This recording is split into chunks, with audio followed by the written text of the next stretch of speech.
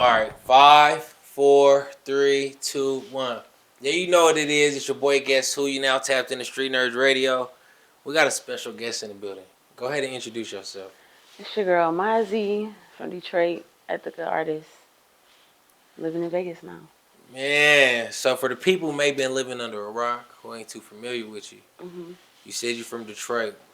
What was your childhood like growing up in Detroit? Um, hmm, it was bouncy. I lived with a lot of family members. My mom, she left me at the hospital, so my grandma picked me up, and she like raised me with her sister and my auntie, and um, my dad helped a little bit. Yeah, my dad was a rapper too, so he was like chasing his dream. Was he? Who's Yeah. your dad? He's just my dad now. I mean, he was like in a rap group in Detroit, but that was like, Long and then, time ago. yeah. Both of his group members died, so he's the only member living now. So once the first one got shot, they like broke up for not broke up, but they just stopped rapping for a minute, and then they did like one last album in like 2004. But yeah, he's just dad now. Outside of bouncing around childhood, what is Detroit like for a kid growing up? The Um, environment. I mean, now compared to when I was growing up, it's way worse. But it was great. Like when I was growing up, like you could really like be outside. Your community like looked out for you. Like all the kids. I mean, from what I remember, you feel me? Like I didn't really have like no issues with my block. Like I knew all the old ladies that gave me candy. Everybody on the block watched us. All my best friends. Like it was cool. Phone ain't on silent. Damn, Go that's my tell everybody boy. else. That's fuck. Look, fucking me. Shout out to me. All right, back to it though. So you said though now it's worse. Yeah, now it's worse. How, what do you think is a cause or something that you would say contributed to it getting worse? I would say the lack of resources. Like, let's just say we had like 40 public schools in Detroit.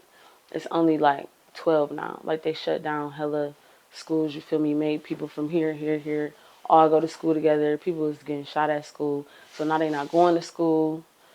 Um, I mean, definitely how the higher ups handle the city. I don't think just people that live in Detroit want to fuck up Detroit. Like we love our city, but that's just how it is. Yeah. Growing up, now we're getting out of like childhood. Now we're getting into our teenage years.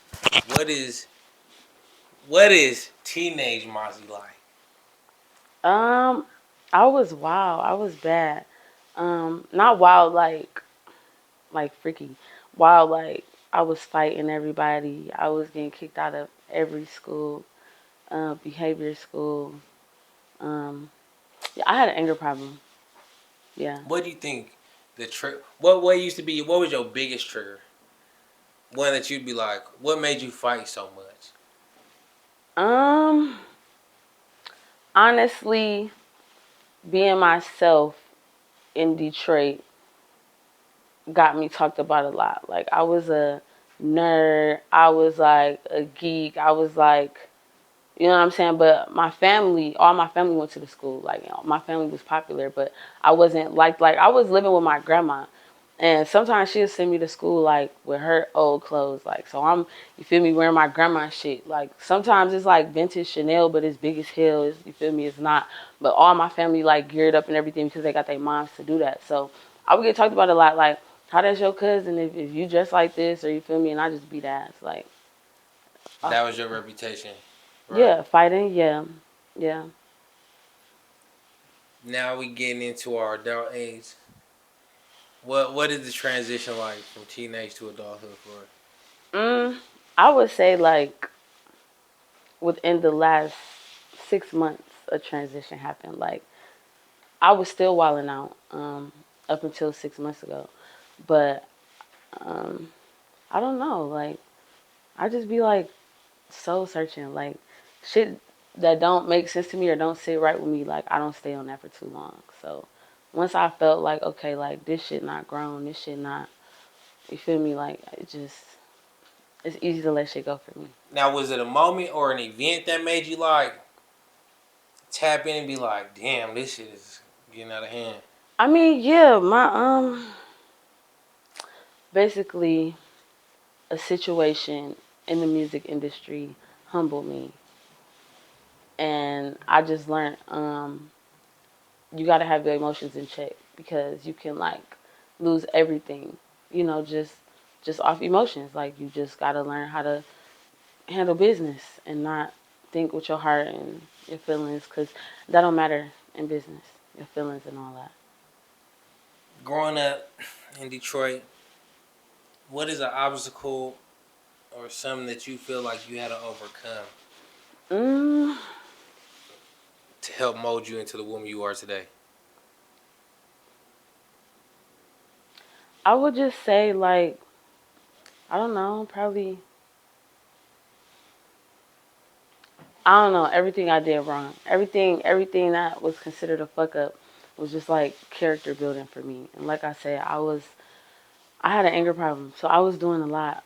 I was I was going to jail all the time. Like every time I got arrested, it was a felony charge. Like, so yeah. What was that experience like? Going to jail? As a lady, yeah, you get what I'm saying? As a woman going to jail, what is that like? Um, I didn't like it. I mean, people thought I was crazy. I didn't talk. I didn't eat. Um, I almost fought this white girl because she came in there like throwing a nigga word around, and that was the first time I like actually said something. And then you feel me? Like after that, I made friends with everybody in the pod. But I mean, I'm not gonna say it was cool because jail is not cool. Like I hated it. Everybody in there was in there for worse shit than me. You And what know, was you in there for? assault and shit. Okay. But they was Okay. in there for like murder and like women was in there stabbed up their husband. You feel me? Like I didn't do none of that. I know I can only speak from experience, but when I had the unfortunate time of having to go do that, there was somebody in there, oh man, from where I'm from, who done been to the darkest of the darkest, and he was just giving me some game and some wisdom. Was there anybody in there that you can say like that you took something back, like damn, that was some good advice or some wisdom? Honestly, nobody was giving advice in there. Like everybody wanted to get out and smoke a blunt. Everybody was trying to get on the phone. Like It was nobody. time. Yeah, no. But when nobody, niggas wasn't in there like, well, female, we wasn't in there like just kicking shit like that to each other. Like girls was missing their kids. Like people was crying. I wasn't. Like it was really irritating. Like being in a female pod. Like I didn't like it, but nobody was in there like trying to help each other. But a couple of them are still my friends. Like I met like some solid ass bitches in jail. I still fuck with them. You said your dad made music. Hmm. So at what age would you say that for you, you were like, man, I think I want to dibble dabble into this? Um, I would say like it was put on me. So my big sister, she got like a great voice, and every holiday they would have her sing. You feel me? Christmas, sing this, sing that. And she got tired of doing it by herself, so she had me like learning harmonies and was like sing with me. So it started there, and then my brother started recording us. Like we had a little group, and I mean I never took it serious with her or like with my brother either. Um, Honestly, I always knew I could do music, and I was I was stripping, and I didn't want to strip no more. Like I just wanted to rap. So, What got you into that life? mm, Especially with the stigma. Now the stigma is like it's a lifestyle for shit show, like all praise. But what got you into that life? um, let me see. Honestly, I was just curious. I just wanted to see like I wanted to get rained on. I wanted. I just we had a lot of like bad strippers in Detroit. You feel me? Like cold ass bitches, and they really glamorized that shit. And I caught a liking to it. But I mean, it was only for like maybe like a year. I was dancing. And then I was like not the worst, but like I would only make money on stage. Like I would never go to a nigga and be like, however, you want to dance or da da da. Like I was shy to talk to people, so I would wait till they call my name and then I get on stage and I make hella money.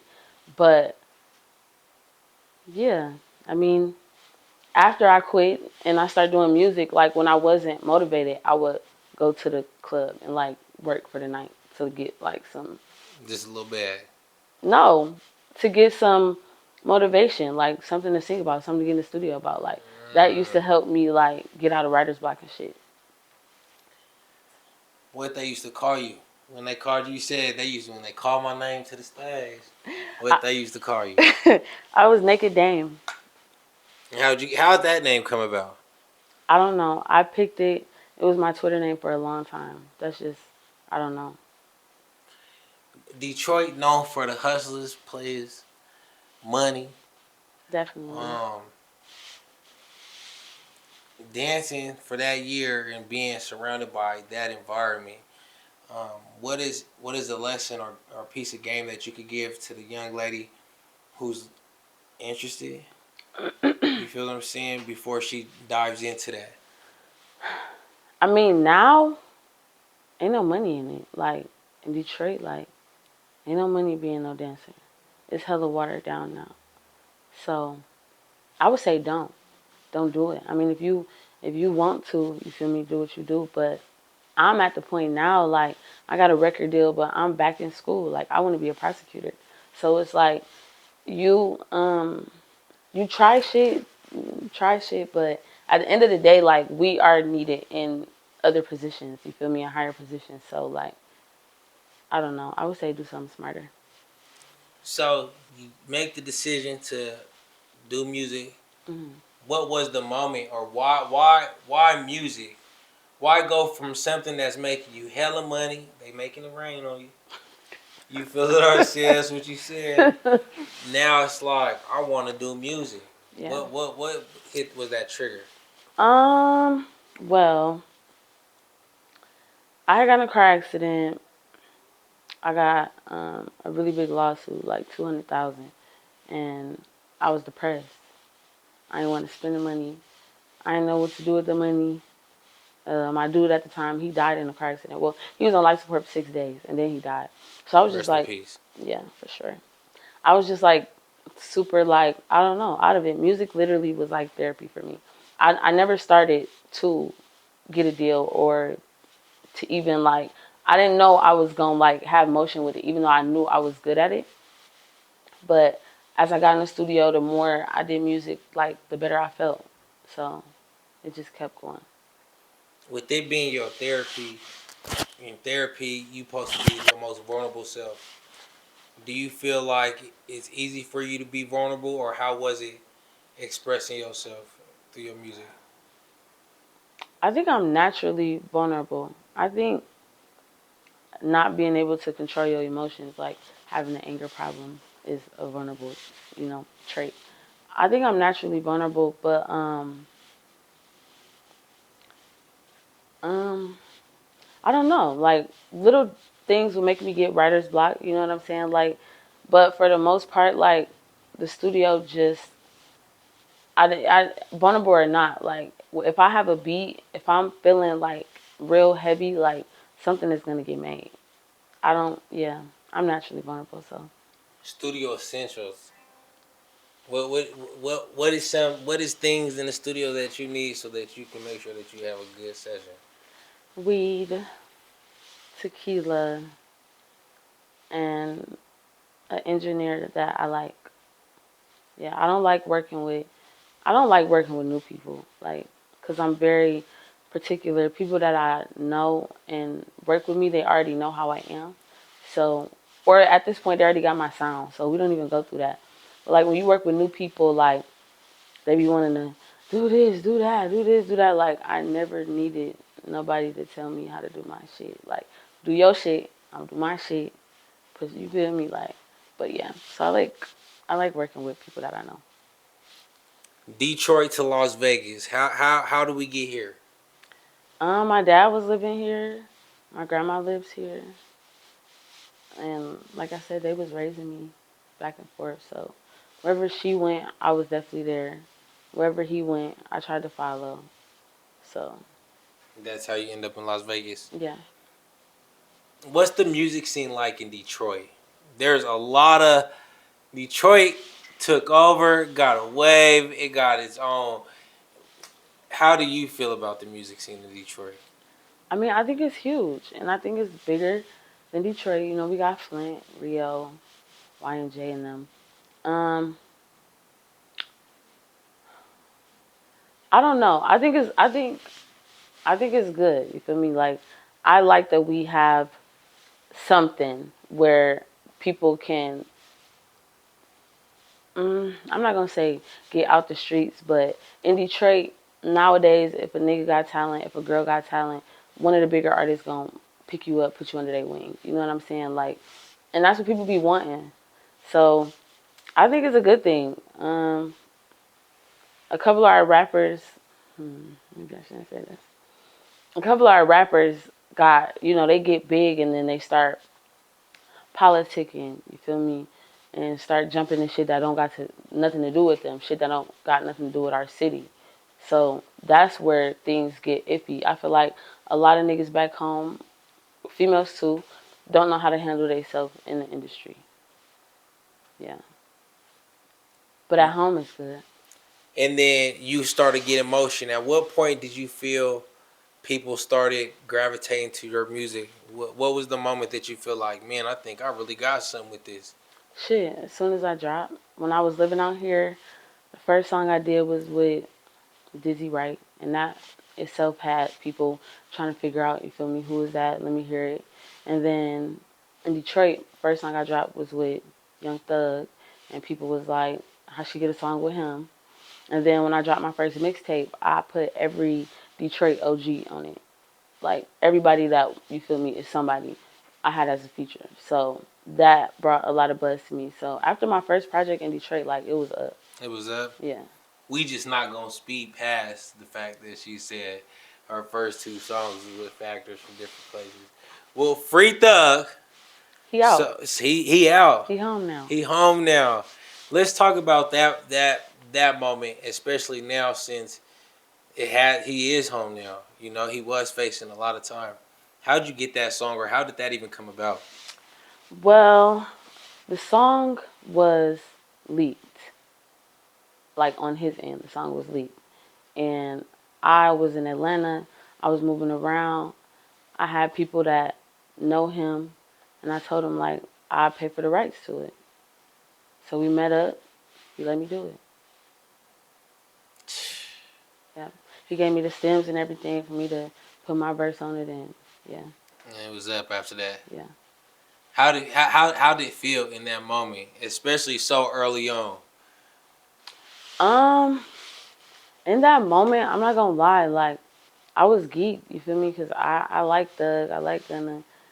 At that point, like YSL was like what I wanted to sound like. You know what I'm saying? My music used to be real slimy sounding, guitars and the beats and just how they do their music. Like I was literally copying them. So it was lit, but at the same time, like I felt like I deserved it. I was paying for it, so Then you in Vegas. A yeah. lot of let's talk about Dizzy. A lot of people, when they say who has made it out of Las Vegas, there is a strong debate about Dizzy.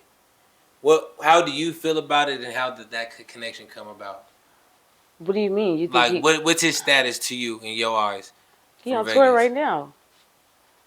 Like 36 city tour. I mean, I think Dizzy a big deal. You feel me? Like it's a lane for everybody. Maybe people don't want to listen to conscious music. Maybe when they say made it, they talking about whoever they talking about. I mean, the only person who made it is who Neo.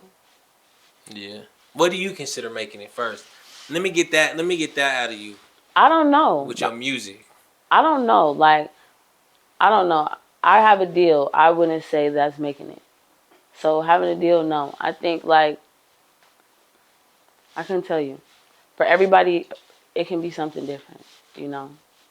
For me, You haven't thought about it that far. no. I like maybe a Grammy, maybe a nomination, you feel me? Like something like that is making it to me.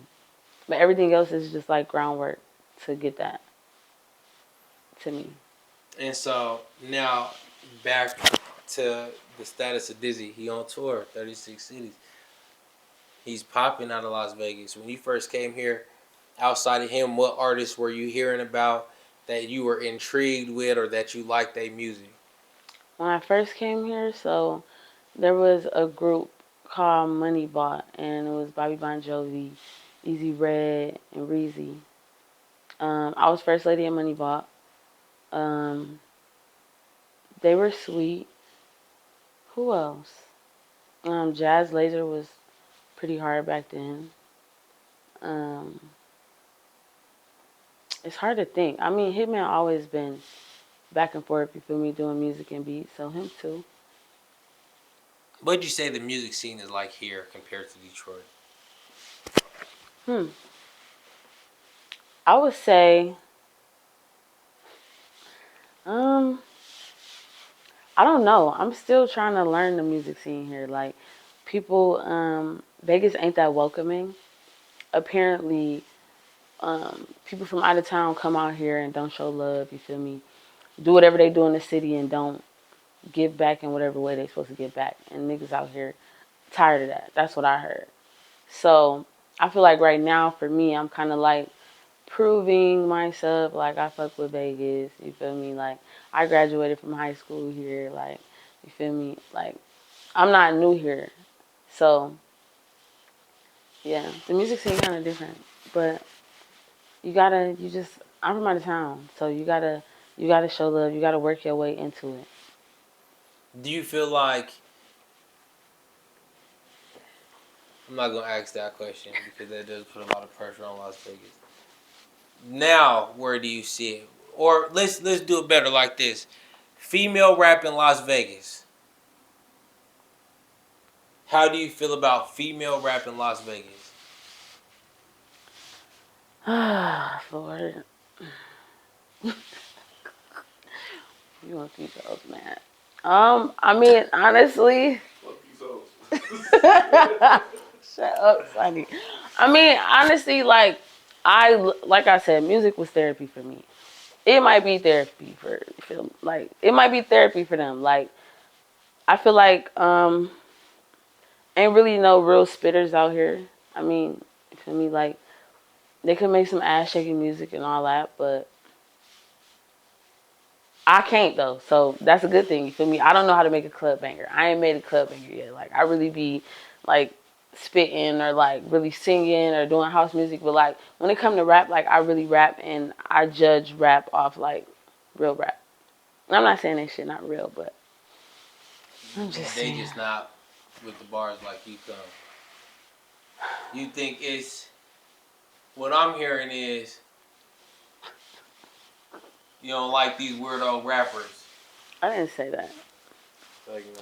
I didn't say that. But you just saying that for your taste in music, you're just saying that they do have a lane for what they're doing.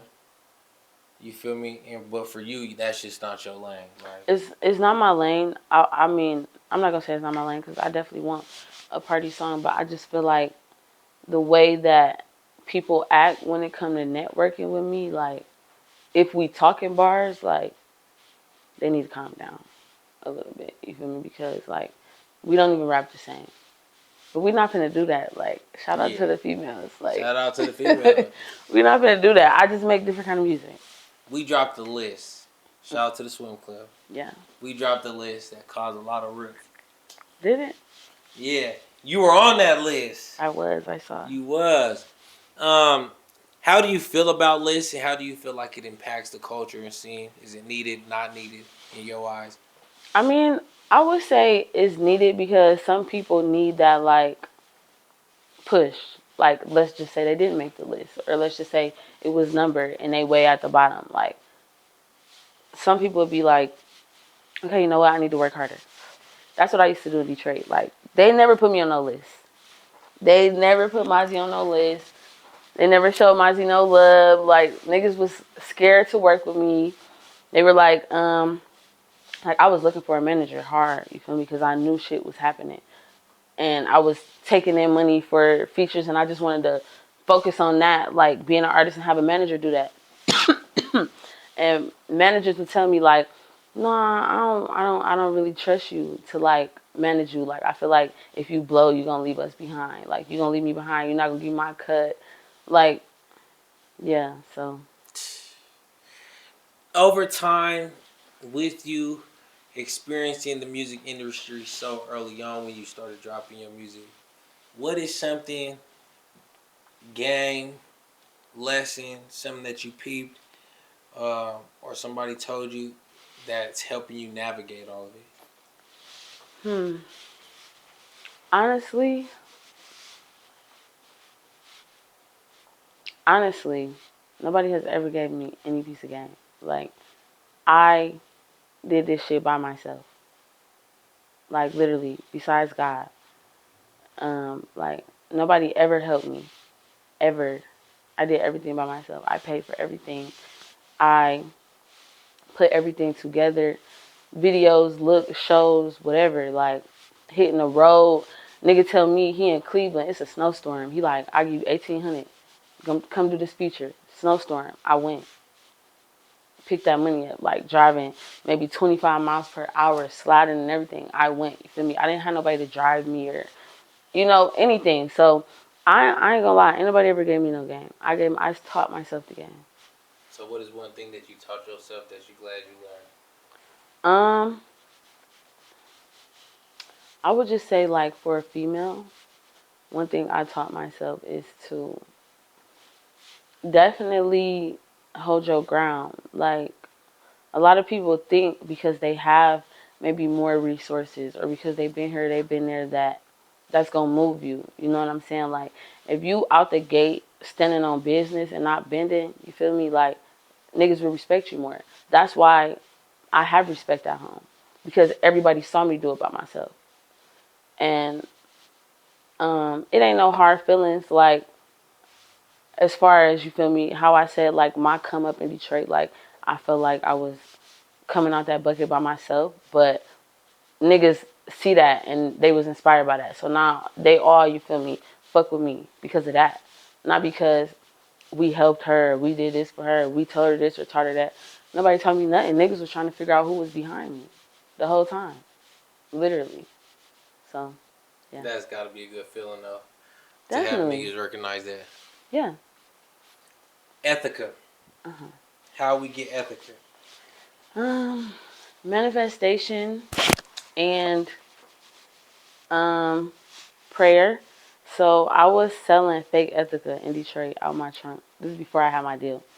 Like I ordered a whole bunch of fake Ethica off like AliExpress or something. But people was rocking it still, you feel me? Like they was buying it. So then I found out Ethica had a label. I wrote them and I was like, sign Mahzi, that's me. And literally 68 weeks later, they wrote me. And well, the CEO wrote me. He was like, if you got good music, we'll fly you out. And I missed that message. And then I saw question marks like a week later. And then I saw it and I was like, what the fuck? Like, this Ethica writing me. I'm like, yeah, I got good music. And he like, okay, we'll fly you out. And this was 2 days before my birthday. And they flew me out. I was only supposed to be there for one day. They have this thing called, I think it's called your first session. I forgot what it was called, but you go, you record one song. Well, they listen to your music first, and then they throw a beat at you, like, try this. And it's supposed to be one song. I did 5. And the VP at the time, he called the CEO, like, she can't go home tomorrow. You got to meet her. So, yeah, that's how it went. I was in the studio recording, and Matt came in, and I heard him, like, yelling, like, say it like this, say it like that, do it like this. And I'm like, who's this white guy telling me what to do?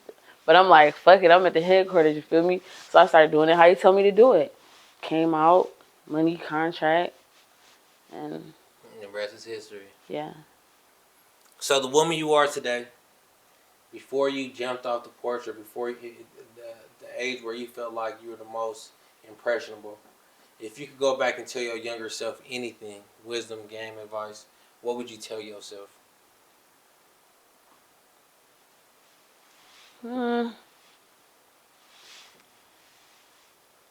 Everything cliche, like be patient, have faith for real. Like everything that yeah, just a little simple shit like that. I was very fast, not fast like hot fast, but just fast like moving. You feel me? Like I never took time to think about nothing. I was real impulsive. So slow down. Just little simple shit like that would have made a difference for me. So now life is going right for you. We wrapping up 2024. What is one thing that you want to leave in 2024 and not take with you into 2025? Mm, I don't know. That's a hard question. Like about myself? Music. It could be life, it could be music, it could be relationships, it could be um I want to leave this nasty ass food, you feel me? Um, I don't know. I guess I want to leave. What's the word?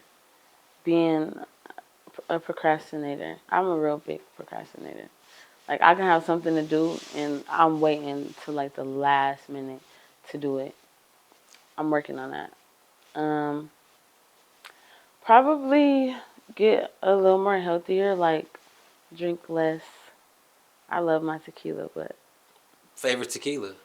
um, Primavera. It's yeah, Don Julio the orange. 1942, yeah, the orange box. No hangovers or nothing. Smooth. Very, yeah.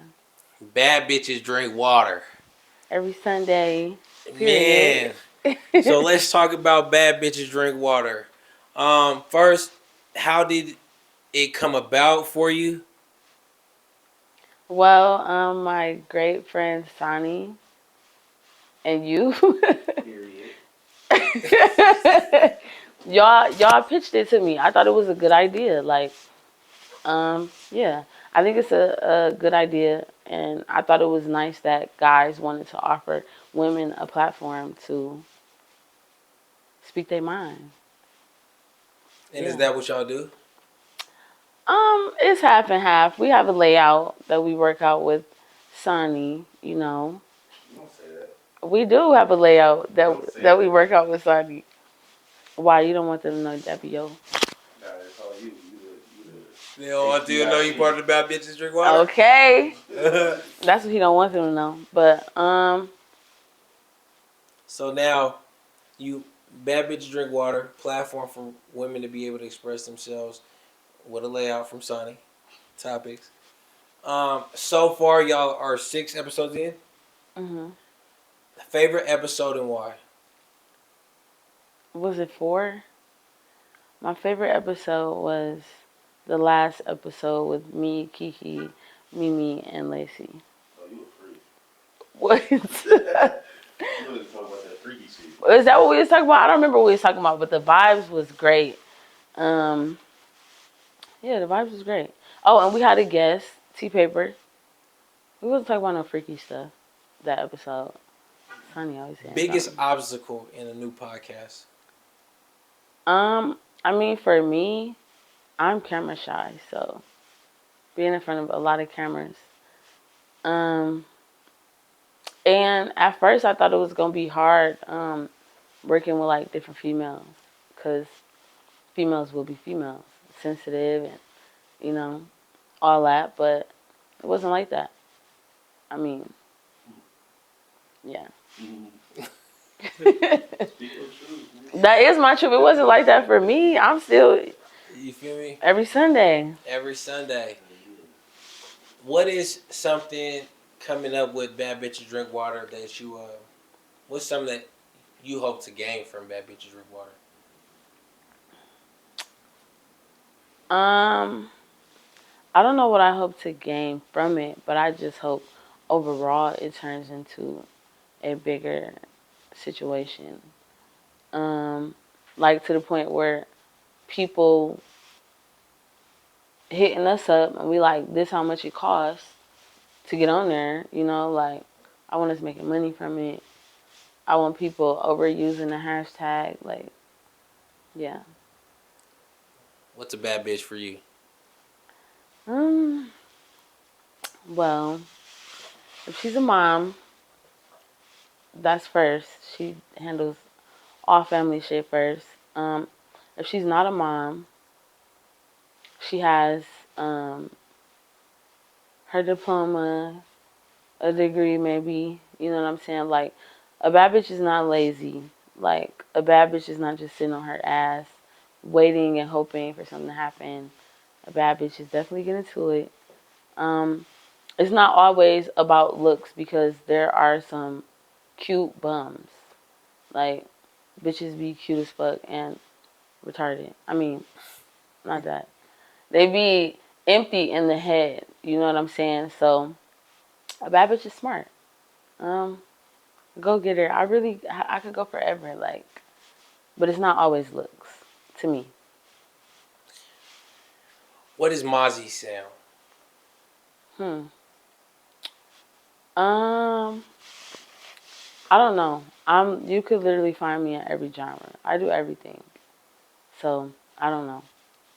At first, it was slimy. Then it went to like trap Sade. I used to call myself that. But now, just anything. I do everything. I don't have a sound. I do everything. 2025 is coming up. What can we expect from you?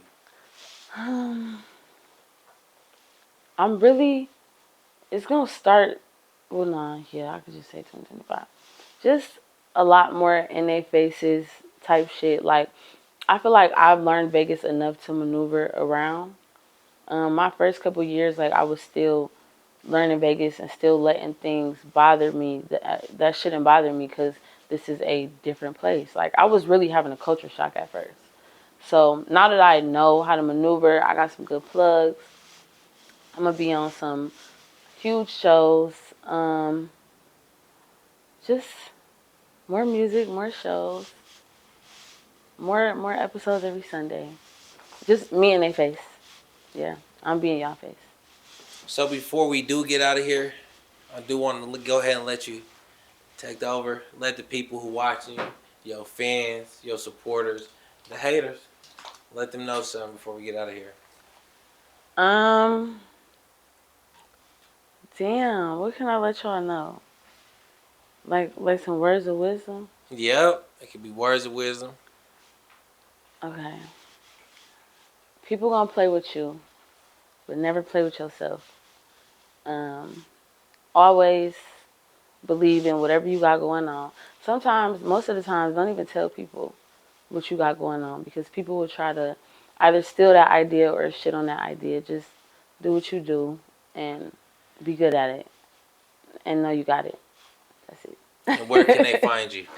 You can find me on Instagram at Mahzi, on Twitter, X, whatever, at Mahzi. YouTube.com/Mahzi. Everything is Mahzi. That's the motto. Yeah. Mahzi. Yeah. Hey, we want to give a special shout out to our supporters, our sponsors, T's Chicken Trap, Ethica, Metal Water, Paramore Clothing. Shout out to y'all. Shout out to Sonny. Man, shout out to you for giving us the opportunity. Of course. You get what I'm saying? Of course. Make sure y'all like, share, subscribe, tell a friend to tell a friend. If you want to see any interview early, just go become a member. I think we got shit as low as what? $2.99? $2.99, man. Become a supporter, man. Real life. And we out of here. Peace.